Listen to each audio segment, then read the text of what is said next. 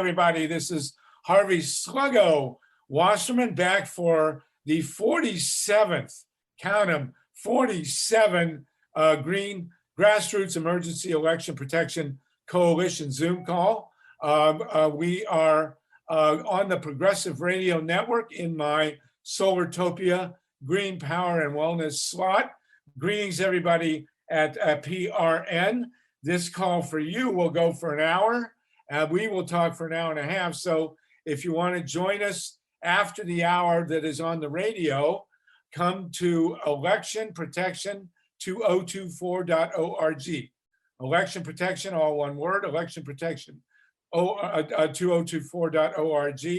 And you can pick us up. We will go for 90 minutes. It's 5 o'clock Eastern time on Monday, April 19th. And I got to say, by way of introduction, this is Patriots Day for a reason. Does anybody, being a history professor, I'm going to ask real quick, who knows why it's Patriots Day? Lexington and Concord. What happened was in 1775, the Brits were looking for the two big revolutionaries, Samuel Adams and John Hancock, and they had 700 troops, and they chased them out to first through Lexington and then to Concord. And they didn't get them, but they did confront a bunch of American farmers in the town square in Concord, and they shot them. They killed 8 of them. But there was a small detail. Those 700 troops had to get back to Boston. And it's a long walk from Concord to Boston. And while they were walking back from Concord to actually going to Cambridge, the American farmers in Western Massachusetts got their guns, and they picked off 250 of the 700 British troops that were walking back to Cambridge. They killed or wounded 250, and they got those tactics straight from the indigenous. It was the introduction of indigenous style warfare into Western history. And that was the beginning of the American Revolution. And that's why it's Patriots Day. And I got a call from Pete Pekarsky today, who told me, which I never knew, that this is also the anniversary of the beginning of the uprising in the Warsaw Ghetto during World War II, when the Jews rose up against the Nazis. So it's a double anniversary, and we will celebrate it as we discuss trying to restore democracy, which came to America, by the way, from the indigenous. American democracy was born with the Haudenosaunee or Iroquois Confederacy, and don't let anybody ever tell you otherwise. And the Iroquois Confederacy was a matriarchy, and that's where we're headed again. God help us. For those of you interested, I think I mentioned this before, the statistics show very clearly that the countries that did best fighting the COVID in this world have all been led by women. You can put all the men countries over here, all the women countries over here, and all the women-led countries did better than the men-led countries in fighting the COVID. So there you go. We are expecting Andrea Miller at some point soon. I do want a couple of you run very important Zoom calls. Emily, I put you on the spot again. You have a Zoom call, Emily Levy. You have a Zoom call later today. You want to announce it and put the link in the chat? Actually, it's an internal call for members of Scrutineers, and anyone here is welcome to join Scrutineers at scrutineers.org. I'll put the link into the chat, but it's not a public call. It's okay, just for that's our members. fine. So do join Scrutineers if you can. And I do have another announcement. Ray Lutz, are you on the call? Ray Lutz, are you on yet? If not, I do want to call on Tatanka from the indigenous community. Tatanka just joined us. There was an obit in the New York Times today of a very, very important woman leader who passed on, LaDonna Brave Bull Allard. Tatanka, do you want to say a couple words about LaDonna? Oh, I just want to send her spirit. She was one of the 3 principal grandmothers. It was on her property in the northern boundary of Standing Rock. that all the young people from the Red Warriors met, that actually started the Standing Rock, where they went on a run, they went on a march together. She and Madonna Thunderhawk and Phyllis Young are the principal architects of what happened at Standing Rock. So she's a very, very important person. Will be sorely missed.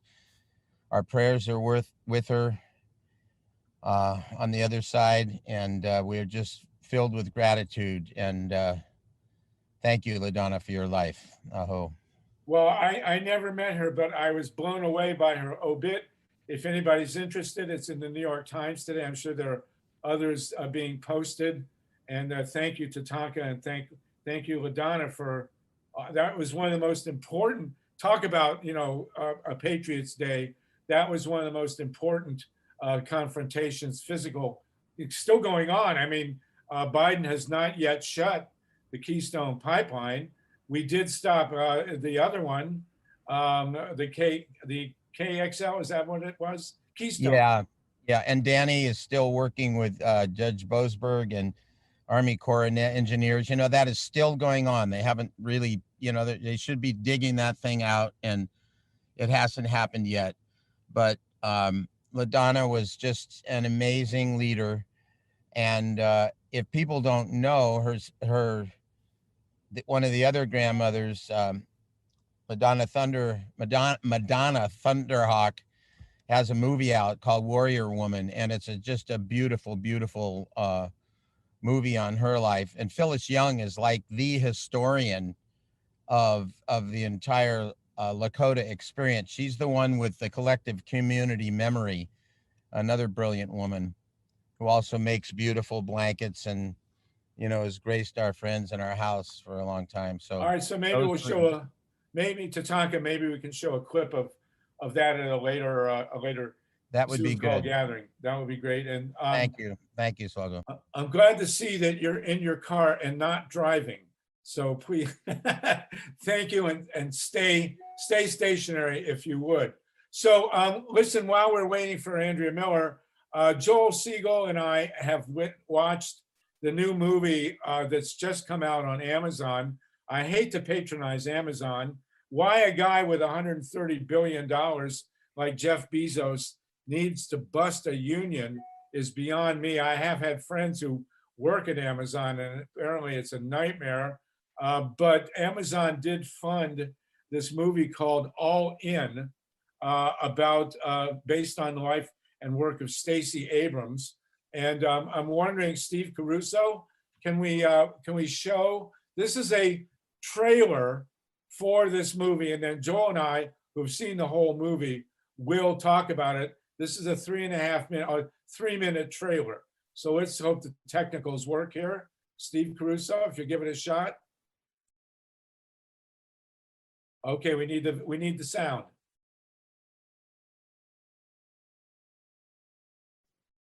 Always takes a minute. You have to stop sharing, and you have to click those two buttons before you share it.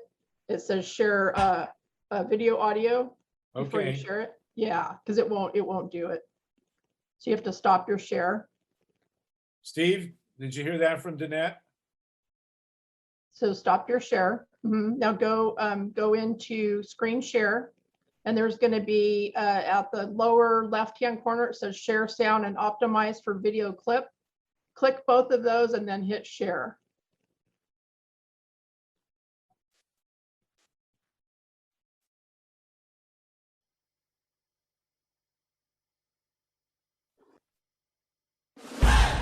If the power of the right to vote was truly made available to everyone in America, it would change the future of this nation. Ladies and gentlemen, Stacey Abrams! When I started running for governor, we anticipated that voter suppression was going to be instrumental in Brian Kemp's campaign, and we were right. We've been in line for 5 hours. They said, you've already voted. Looks like several days ago. No, I would have remembered that. Thousands of people were told no and didn't have the authority to demand better. These lines are insane. We have precinct consolidation, non-training of local election officials. I knew something had gone horribly wrong. The system that is supposed to protect our democracy didn't work the way it was supposed to. States implement voter suppression laws all across the country. Things like new voter ID laws, purging. You're knocked off the roll. Gerrymandering. Changing the voting boundaries. Ohio is a use it or lose it state. In the United States, the right to vote is the only right you can lose simply for not using it. Jim Crow 2.0, that's what we're saying. We've got a lot of work to do. When we started as a country, 6% of people were eligible to vote. There's still forces that are determined to keep citizens from voting. Unless we fight for the right to vote, our democracy is put at risk. The fight over voting rights is ultimately about power. The states have figured out how to stop African Americans, Hispanics, Asian Americans, the young, and the poor from voting. history is never a straight line. It's always a fight. I will not concede because the erosion of our democracy is not right.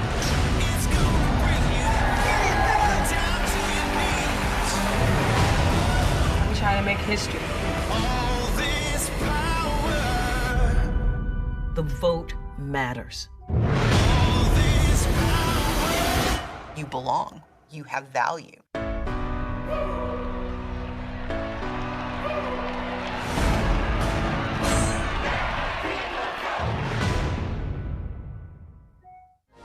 All right. So Joel and I have both seen this film. I don't know if anyone else has seen it. I did break down and do it on Amazon. I didn't have to pay for it because my kids had it. But Joel, do you want to talk a bit about this film and then I will? Sure. Hello, everybody.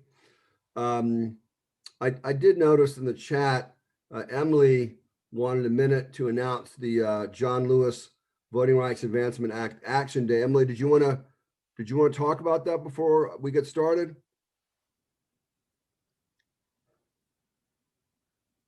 Sure, thank you. So May 8th is National John Lewis Voting Rights Advancement Action Day. There's gonna be a national broadcast and then votercades in at least 75 cities around the country.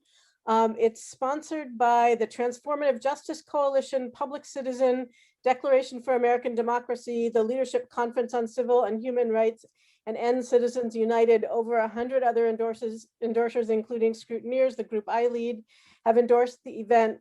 I encourage you to go to the link that I put in the chat, johnlewisdayofaction.org. For those listening on the radio, there's a clickable link in the chat as well. You can join an event in your city. You can host an event. There's a training about how to do that this Wednesday. Let me know if you need information about that. And please attend and help publicize it so people know about it. It's in advancement of For the People Act, the John Lewis Voting Rights Act, DC statehood, and ending the filibuster. Thank you. And we will talk about all those further on in the call. Joel's going to give us an update on our progress in Washington and elsewhere on ending the filibuster, winning S1, HR 4, and DC statehood, and a bunch of other stuff. So that's all going to come soon. I saw this full-length feature film. Thank you, Emily. Thank you for that. And I'm sorry for those fish that are being eaten by the hippo. We have a little compassion here, but you know, the film is very, very high production quality. It tells us all about Stacey Abrams. It does not get to the fall 2020 election or the January election. In other words, it doesn't get to the Georgia Miracle, which we are going to make a film about. But it's highly effective, very moving, and very educational. Definitely worth seeing. If you're at all an election protection activist, I think it's a must-see. I guess it's about 80 minutes, and it is one of those top-down, very slick, but in this case, very good content documentary films. Joel, what would you say about it? Absolutely astonishing movie, must see for all people who care about the issue of saving our democracy. But the one thing that it did a great job was it really portrayed Stacey Abrams as a very long time civil rights leader and a real powerhouse. And the other thing, it draws a straight line from slavery and Reconstruction, the original language in the Constitution where women could not vote and Black people were, not even considered a human being. So I thought that was quite powerful. I was very angry as I watched it. I was very angry when I finished watching it. It really goes into the insanity. I'm not. Go ahead, keep going. Sure. It shows the insanity of the voter suppression laws and just how dangerous they are to democracy and how they're being passed, throughout the country. But what was very frightening about the movie too, it showed that Stacey Abrams would have been the governor of Georgia, first Black female, I think would have been the first Black female governor. Yes. Had it not been for voter purging. So in an act of absolute fascism, the Secretary of State, Kemp, who then ran as governor, purged the voting rolls. I think it was over 200,000 people, and said that they were not, properly registered. Well, it turned out that a large percentage of those people had no business being taken off the voting rolls. And what was ironic, when Kemp went to go vote for himself, he wasn't on the voting rolls. They just said he didn't have, they didn't. I mean, it's incredible. Then when Stacey Abrams went to go vote, they said that her registration was invalid, right? So it was, and then the other thing it showed too, which was very frightening, was that I'm pretty sure this was the movie about Hillary Clinton and voter suppression. I want to say Wisconsin or Michigan, but yes, she could have actually won the presidency had it not been for voter purges and voter suppression. Where was that? Michigan or Wisconsin? Wisconsin. It was Wisconsin. Wisconsin. Yeah, in other words, she could have won. So the movie does basically state that we are in a new Confederacy and a kind of a new secessionist movement, and that the weapon that they're going to use, the far right wing, is taking away the vote. And they did show one elected official who basically stated when he was being interviewed that, we Republicans have come to a conclusion. The only way we can win the vote is through voter suppression. And they've been very clear on that. I am reminded that the same thing happened to me in Ohio. And that's why I got into this movement. I lived in the same house at that time for almost 20 years. I voted in the same precinct at the college where I was teaching. And I couldn't they wouldn't send me an absentee ballot, it was like, hello. So that's why I became a plaintiff in a federal lawsuit that we won, demanding the voter records in all of Ohio. We're joined by Ray McClendon and Gloria Tanubu. Ray, you're in the middle of this in Georgia. I don't know if you've seen this film, but you want to give us a couple comments, at least on the trailer? Sure, thanks. I've seen the film. As Joel said, it's an excellent film, and it's a precursor to what we saw in the general election and in the runoff, and the reason for the passage of SB 202, that they needed to be even more brazen than they were. First of all, Kemp did indeed purge over 330,000 people from the rolls as Secretary of State prior to his run for governor. To give you context, and it was disproportionately people of color that were purged from the rolls. To put this in context, in 2016, Trump won Georgia by 211,000 votes. Stacey Abrams lost the gubernatorial race by 55,000 votes. So you can see what the impact of that kind of voter purge was on the election. We also know that we move forward now to SB 202, and voter purges are going to be mandated. And and we've talked about this on prior broadcasts. The Republican-controlled General Assembly now has removed the Secretary of State from the voting authority on the state elections board, and they will have their own political hack as a voting member of that board, which means that two things will go on. One is that they will do even more voter purges as directed by this group.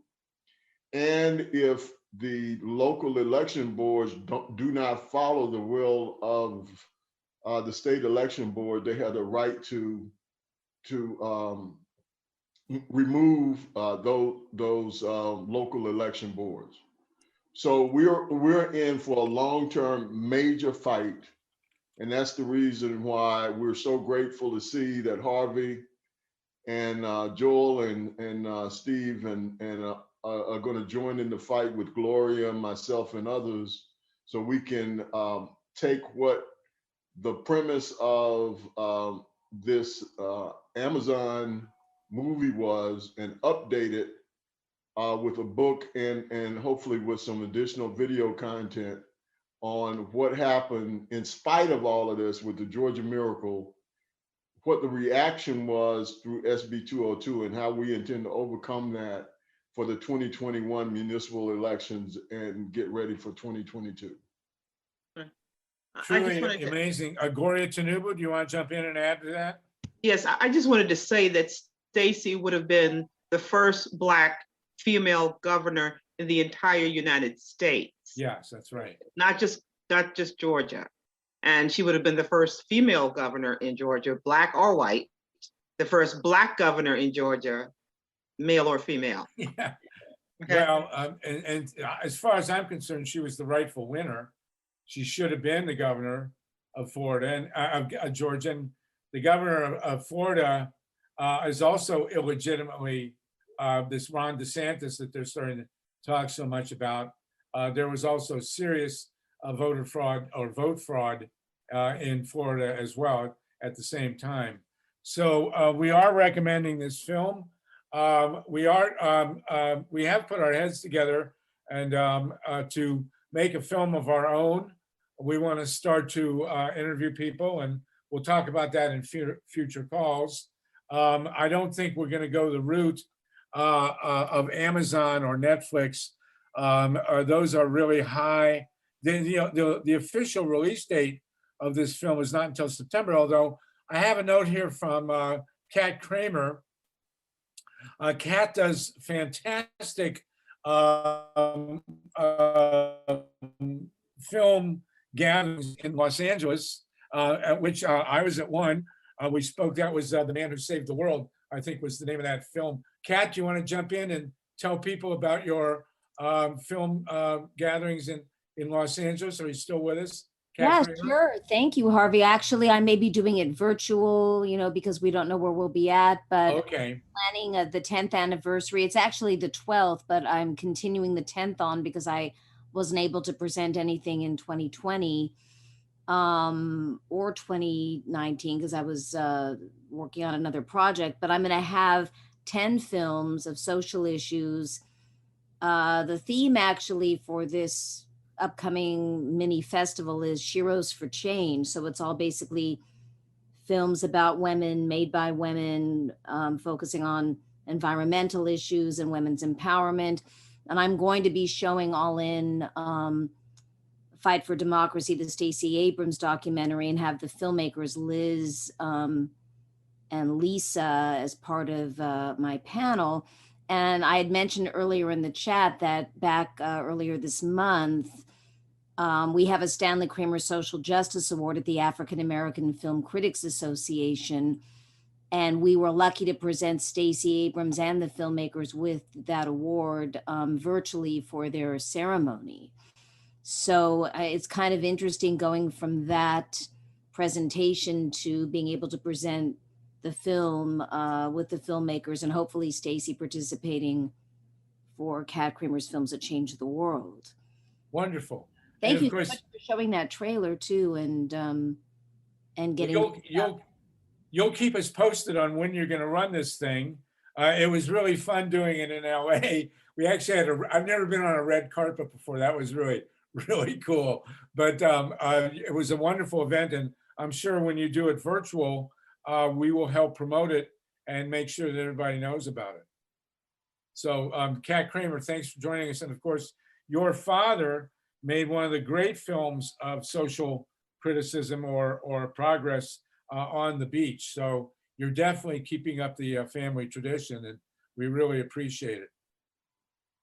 So yeah, okay, now we want to have Joel and I are going to do an update.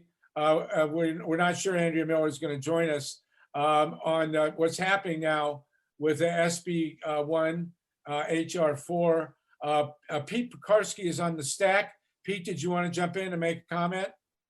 Yeah, I do, Harvey. I want to, with all due respect to Brother Siegel, when the voters of Wisconsin, and voter suppression is unconstitutional, it should be stopped.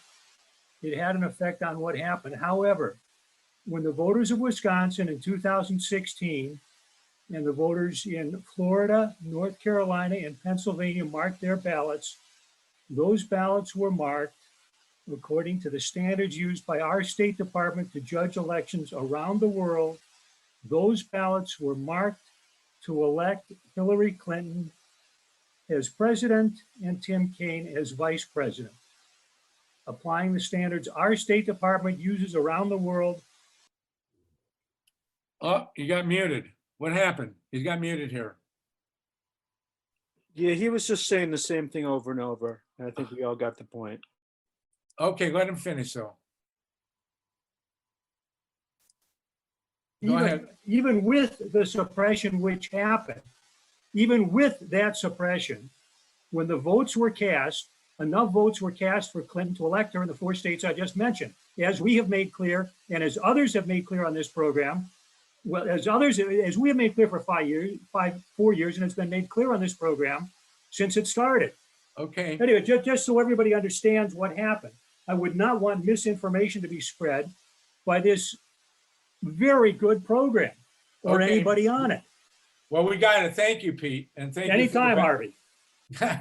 We got it and thank you. Pete is the one who told me that this is the anniversary of the uprising of the Warsaw Ghetto. So thank you for that. And that's a fact that will stick with me forever. 1819, April 19th, the same as the Lexington and Concord. Joel Siegel, we talked about doing updates on what's happening with what now is Senate Bill 1 and HR 4. Do you want to jump in with that? And also on DC statehood, there have been developments this week as there are every week. What is the latest on that? Sure. With HR 1 and S1, they're going to vote on this bill. There's some real serious problems in terms of the scope of the bill. So what they're going to try to do is pare it down so that it could survive a possible filibuster, or they may use budget reconciliation, but they're probably going to take out a lot of components of the bill, like the campaign finance reform parts of the bill. The progressives in the House want to pass it as is. Biden, most people know this about Biden. Biden does try to reach more consensus and reaches across the aisle. And I know that because I used to work, with him and his staff, and that's just the way he is. And so they're having all these meetings at the White House. So I do, the prognosticators are saying it's not going to pass. I don't agree with that. It is going to pass.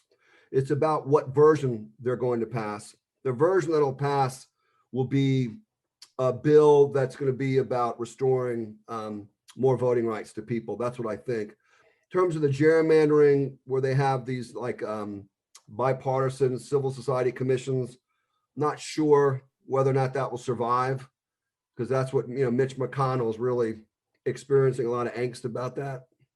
And But in terms of HR 4, I really think that could pass even quicker than HR 1 and S1.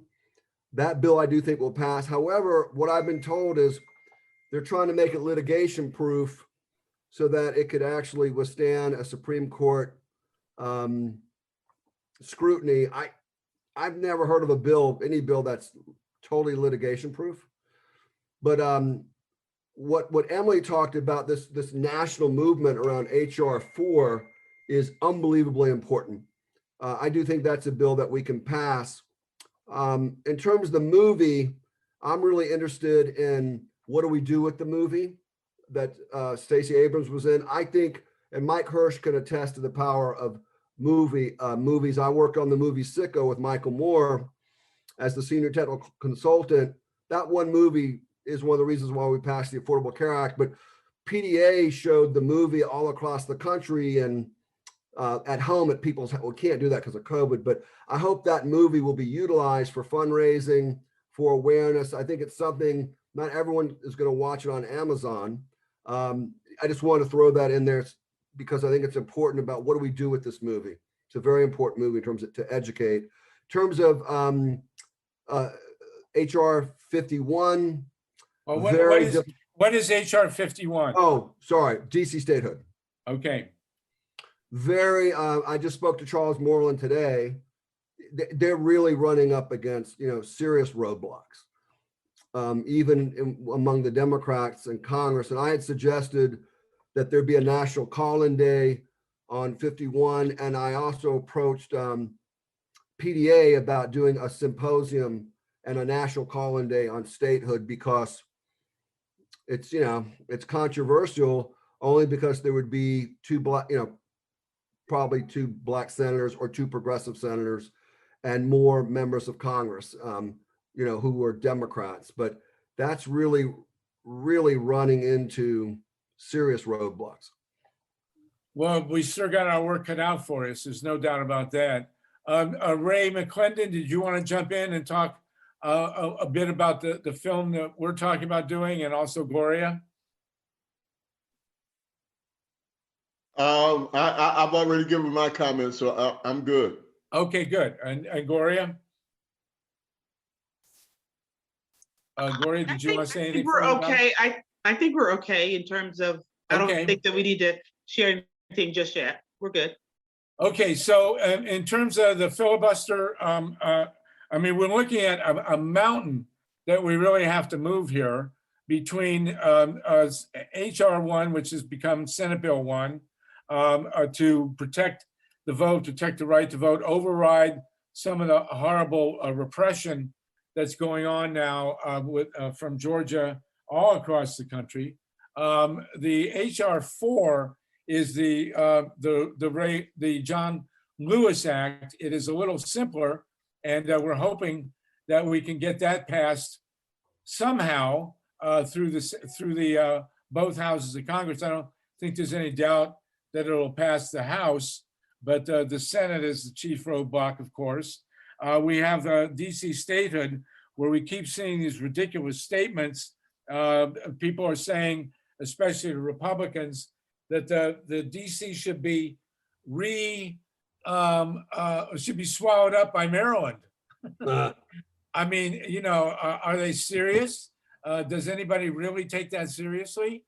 And then, we have other issues as well. So we are really up against it with a Senate that is proving to be very, very difficult to move.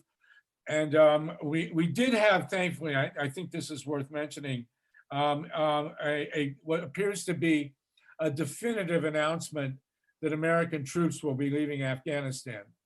And, I suppose we'll all believe it when we see it, but he has pretty definite and unmistakable deadline of September 11th on that. And I would be very surprised if he doesn't do it. So that will be cause for celebration. I'm sure we'll still be doing these calls when that happens, but we'll see about that. We have not heard anything about closing Guantanamo, which is also a core issue for our democracy. The idea that they set up a camp, you know, in offshore of Cuba, where people can be denied access to the Bill of Rights. That remains a stain on our democracy forever. And he has not mentioned that. As you may recall, I'm sure many of you are too young to remember when Obama came into power, he promised very loudly and very upfront that, you know, that he would shut Guantanamo, but that didn't happen. So, but in terms of these voter rights bills, we are really up against it with this Congress, as you all know, and we are hopefully making some progress in that direction. Towards that, Elsa, we're going to be joined by Andrea, who is yet to come on, to talk about democracy centers. Would you like to do that, please? Elsa Schaefer? Are you unmuted? Here we go. Elsa, I'm gonna try and unmute you. There, got it. That Okay, was good. my fault, Harvey, not yours. So democracy centers are one of the three things that Andrea Miller and her Center for Common Ground and Reclaim Our Vote are doing this year. We've moved from the Reclaim Our Vote specific election and voter registration efforts to a year of education and engagement, civic education engagement for a lot of those 8 to 10 states in which we have been working, particularly in rural areas where there isn't a lot of infrastructure to help on this front. And Andrea is setting up, oh, thank you, Mike, for putting that in the chat.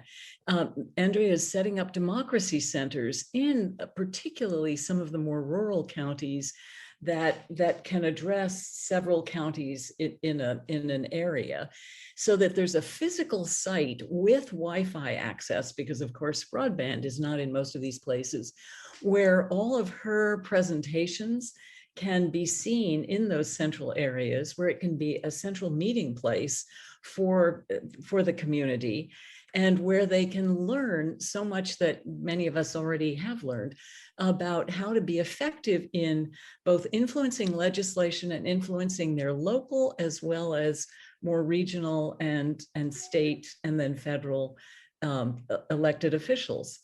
We have 1.5 up and running. There are about another 7 that are about to come up.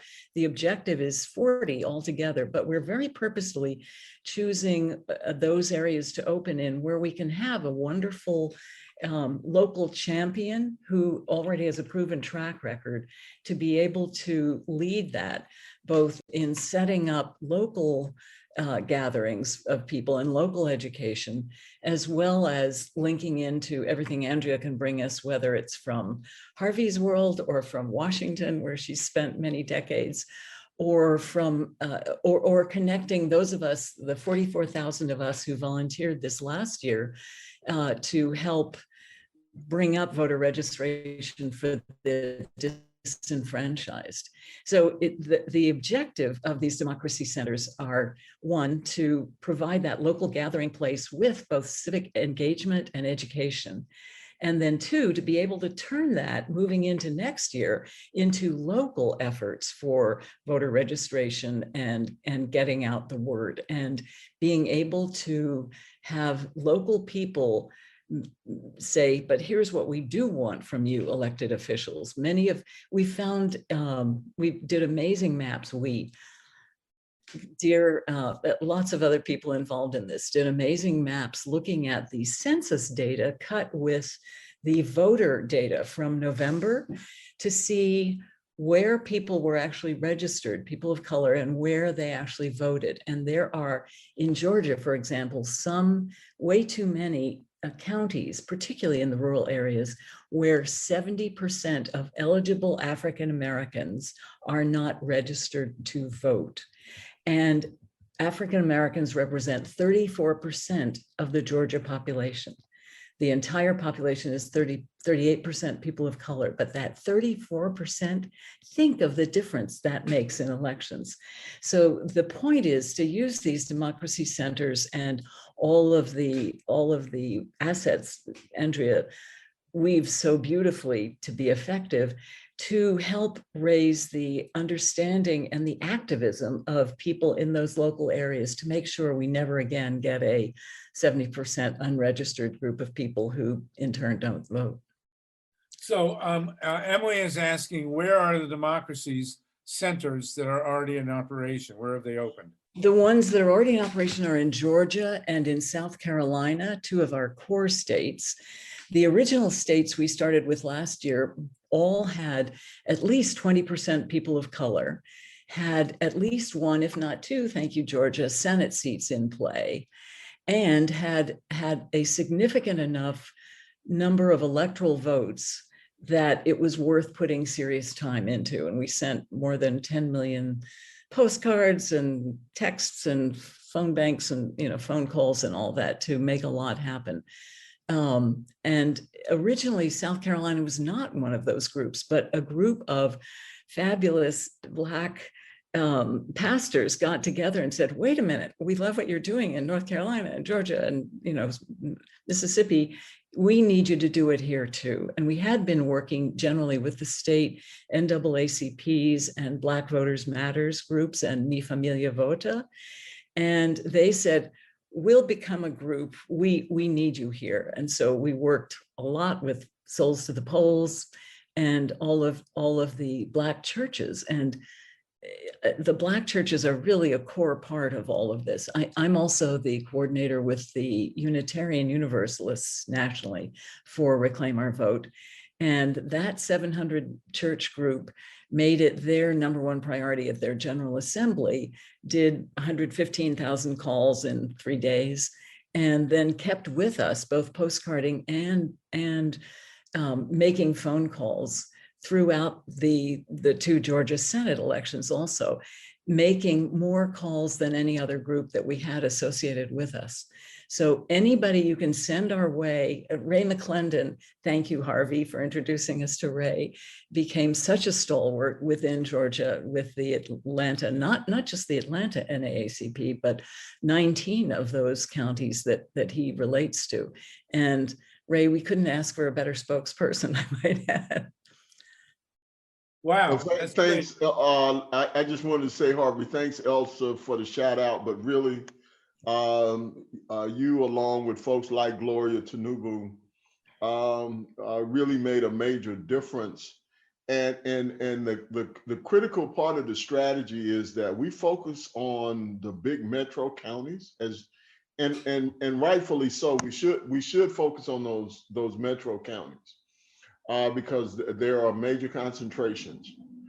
But one of the critical things that happened to ensure the victories that we had was that, as Andrea likes to say, we took certain rural counties and made them less red.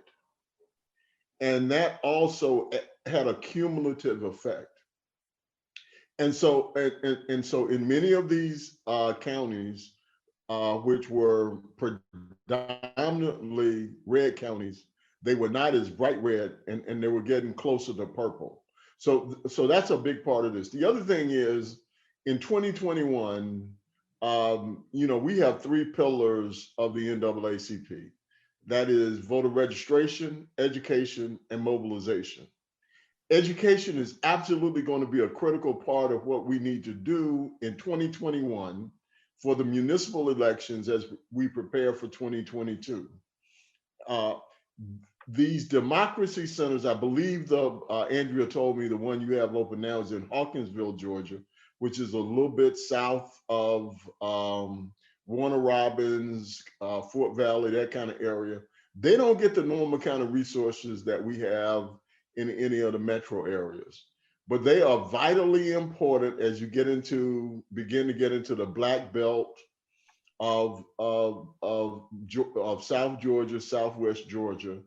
And so to have these kind of democracy centers that bring outside resources in to provide infrastructure for these groups that are struggling, that can't get funding from any of the traditional sources, but because of the efforts that folks like Elsa and Andrea can bring to the table, this will be a vital difference going into the November 2021 and the 22 elections, to get some of these folks registered, get them educated on how to overcome the challenges of SB 202, have a trial run in 2021 so that we do not get caught and have in 2022 what happened in 2010.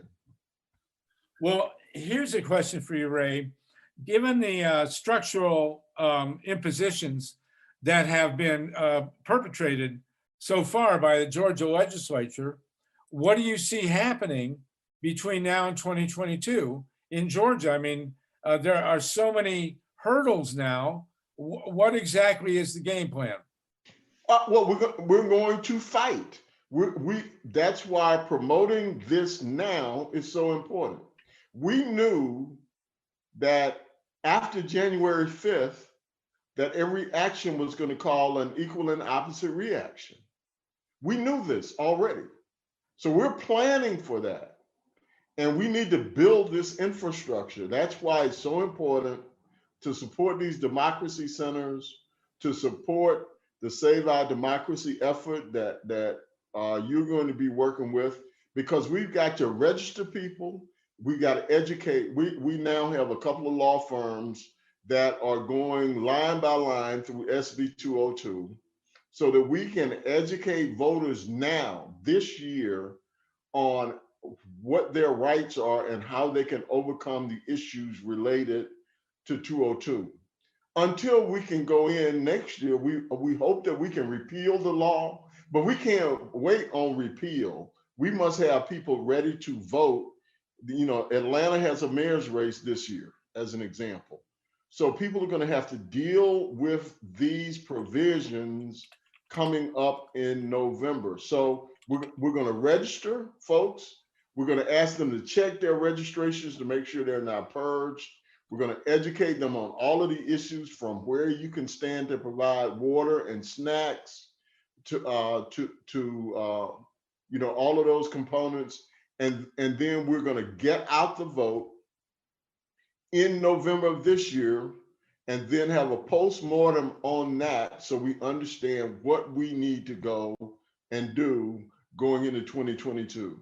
This is now a year-round effort, and we've got to be up to the task to raise the money, to have the infrastructure in place to attack on all of those levels. Well, this is the critical fight here. I'm curious, what is the physical reality of the voting centers? Are they like storefronts or offices? What does a voting center look like? It is Democracy center. I mean, it's a democracy center. It's great. Good for you. They are storefronts. They're in the center of whatever the small town is. They're on Main Street. It's rented. It has at minimum one large room, but it also has a few smaller offices. This is the ideal, off the sides, so that people can have closed door meetings if they need them, or can do phone banking.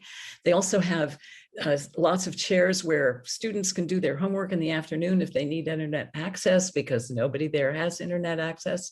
But they can host meetings once we get past a good bit of this COVID, to both watch the films that will be shown, to watch the presentations that Andrea and many others will do with people from Congress about bills going through the House, but also so they can host their own elected officials in a central location. And until we are able to meet physically, they can also use those center areas for socially distanced gatherings of local officials, to then hold Zooms to be able to talk with people on Zoom, people in the local area for local issues. So how many of these democracy centers are now in place? There are there are 7 that are in process. There are 3 physically in place, and there's a goal of 40 by the end of the year. In Georgia? No. Throughout the Southeast, including, we're adding Tennessee as well, and Texas and Arizona, but we're starting in the Black Belt areas in the South. Wow. I mean, that's a fantastic thing to be doing. This could be, you know, a model for the whole country if we can get this off the ground. Yes, and Harvey, we think it'll take $50,000 per year per center. And we've had a number of groups say, gee, could my indivisible group adopt one of these centers? And we love that idea. So if there's any chance the Election Protection Group would like to adopt a center, we'd love to have you help do that. And yes, it will take some funding, but we're also paying salaries to people who work there part-time to help organize all of the efforts locally. We want it to be job creation as well, but we want people to really take it seriously and to make sure that the salary we're offering is appealing enough that we can get good people who will be very dedicated to this. That's a great model for organizing. I mean, this is something that really could and should spread nationwide to do all sorts of things. Harvey,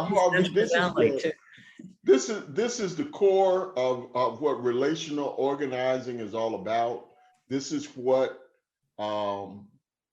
Andrea and Elsa and others have brought to the table in this area, and what a lot of our groups have been doing. And this is how we must shift the fundraising strategies that have not worked by pouring all of this money into television, TV advertising and all of this, and get to the ground, grassroots level, year-round, where people are. That's the biggest frustration that we have. And we've got to change that dynamic. And it starts with us to challenge these folks that are raising these hundreds of millions of dollars to understand that putting TV ads out there is not what works if you want to change voters one vote at a time. Well, you know, I saw a very interesting, I mentioned this last week, I saw a very powerful article in The Nation magazine saying pretty much what you just said about the Amazon strike, and that a lot of money in the Amazon strike went into digital and TV advertising, and there was no indication that it worked. And what really worked was face-to-face, you know, organizing at the factory. And by the way, I do want to mention, and this is important, I mean, we are interlinked with this kind of union organizing, that the union is going to be taking Amazon to court for all sorts of illegalities that were perpetrated during the organizing campaign at that Amazon facility in Alabama. And I think that as they're challenging the election itself in court.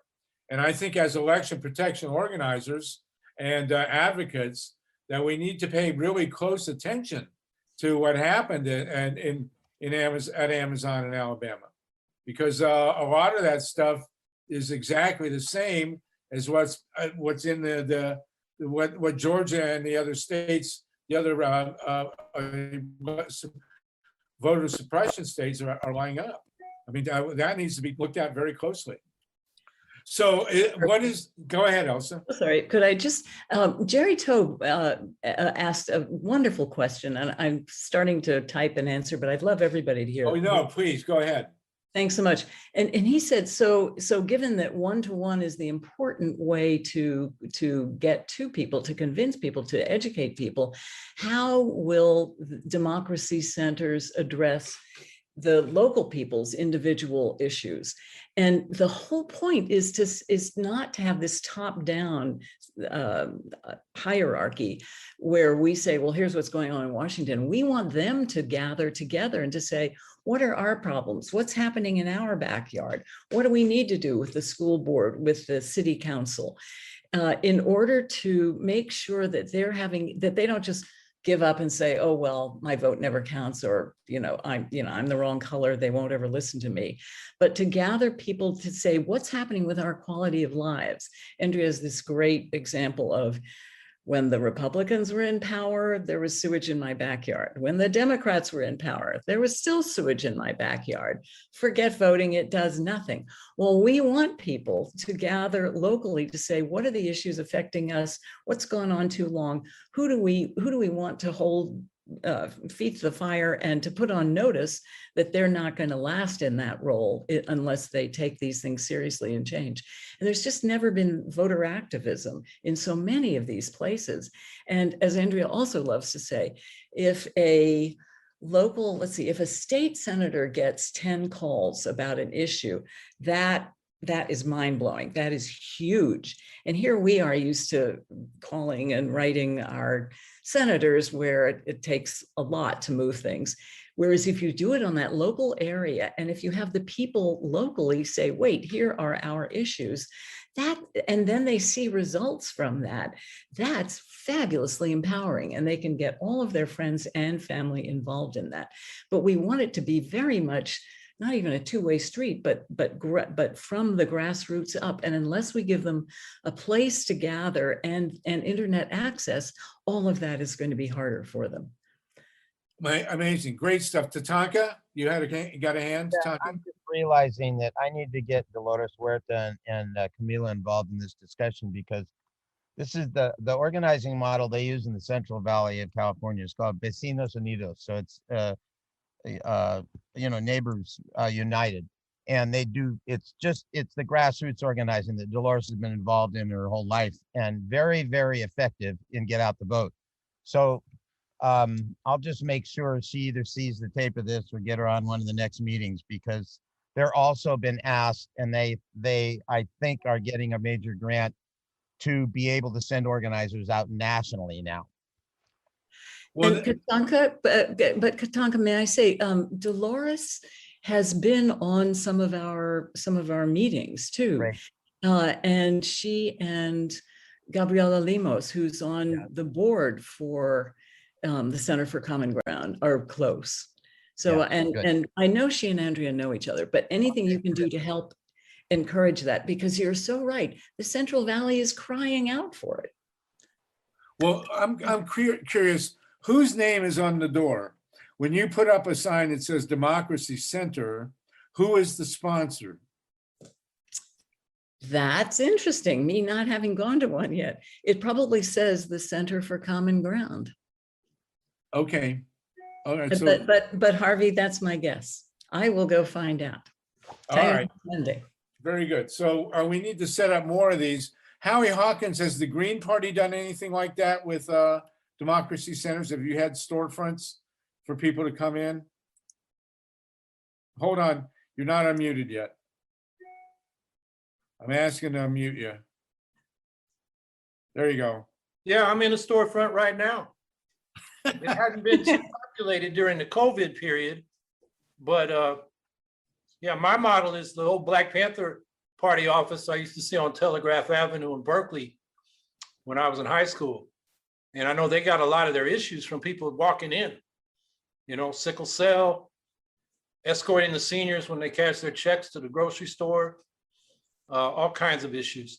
So, that's how we find out what's going on in the community and what we need to be active on. And I mean, it's significant because we're the only party that does that. A lot of people think I'm the counselor from the district. I'm not. I got as high as 48% one time, but since we're out there all the time, they come to us more than the counselor. Well, that's good. I think maybe Elsa, we should think about locating these next to the pot shops. But I think that these democracy centers are really going to be the pillar of how we turn around this fascist assault on our voting rights. So let's leave it with that. Remember, this is Patriots Day and the rising of the ghetto. And we'll see you next week, everybody, unless somebody's got a last word. All right, you guys, this has been a joy. These are absolutely joyous calls. Thank you so much, everybody. Jeffrey, we'll get to you in a bit. All right. Okay. Thanks a lot, Harvey. Thank you. Take care, guys.